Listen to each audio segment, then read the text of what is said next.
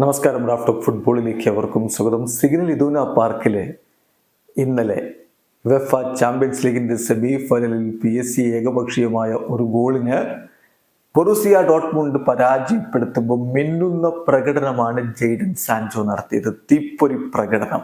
അദ്ദേഹം ആ ഒരു പാർശ്വത്തില് ന്യൂനോ മെൻഡസിനെ അങ്ങ് മായ്ച്ചു കളഞ്ഞു എന്ന് പറയുന്നതാവും ശരി. അത്രയധികം മികച്ച രൂപത്തിലാണ് അദ്ദേഹം കാര്യങ്ങൾ കൈകാര്യം ചെയ്തത്.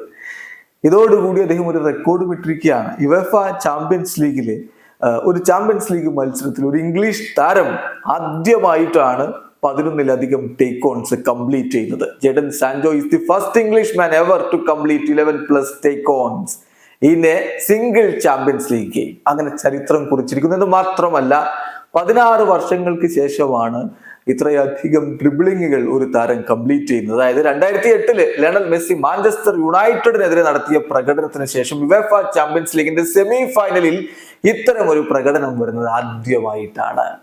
ഏതായാലും മാഞ്ചസ്റ്റർ യുണൈറ്റഡും എറിക് ടെൻ ഹാഗും ഒക്കെ ഇതെല്ലാം കാണുന്നുണ്ടാകും എന്ന് തന്നെ നമുക്ക് വിചാരിക്കാം. ജെഡൻ സാൻചോയുടെ PSG-ക്കെതിരെയുള്ള കളിയുടെ കണക്കുകൾ വിശദമായിട്ട് നോക്കിയാൽ 99 ടച്ചുകൾ, ഒരു ബിഗ് ചാൻസ് അദ്ദേഹം ക്രിയേറ്റ് ചെയ്തു, 3 കീ പാസുകൾ അദ്ദേഹം ക്രിയേറ്റ് ചെയ്തു എന്ന് പറയുമ്പോൾ 3 കീ പാസ് കൊടുത്തു എന്ന് പറയുമ്പോൾ അത് ആ കളിയിലെ മോസ്റ്റ് ആണ്.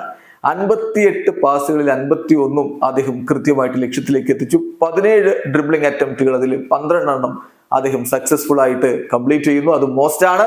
20 ഡ്യുവൽസിൽ 13 വിൻ ചെയ്യുന്നു, അത് മോസ്റ്റ് ആണ്. അങ്ങനെ മികച്ച പ്രകടനമാണ് ജെഡൻ സാൻചോ നടത്തിയിരിക്കുന്നത്. അദ്ദേഹത്തിന്റെ തീപ്പൊരി പ്രകടനത്തിന്റെ ബലത്തിൽ കൂടിയാണ് ഇപ്പോൾ ബൊറൂസിയ ഡോട്ട്മുണ്ട് യുവേഫ ചാമ്പ്യൻസ് ലീഗിന്റെ സെമി ഫൈനൽ ആദ്യപാദത്തില് ഫേവററ്റുകൾ എന്ന് പലരും വിളിക്കുന്ന PSG തോൽപ്പിച്ചിരിക്കുന്നത്. ഒരു അവസാനിക്കുന്ന ഫുട്ബോൾ ലോകത്തെ കൂടുതൽ വിശേഷങ്ങളുമായി റാഫ് ടോക്സ് കൊണ്ടുവെത്താം.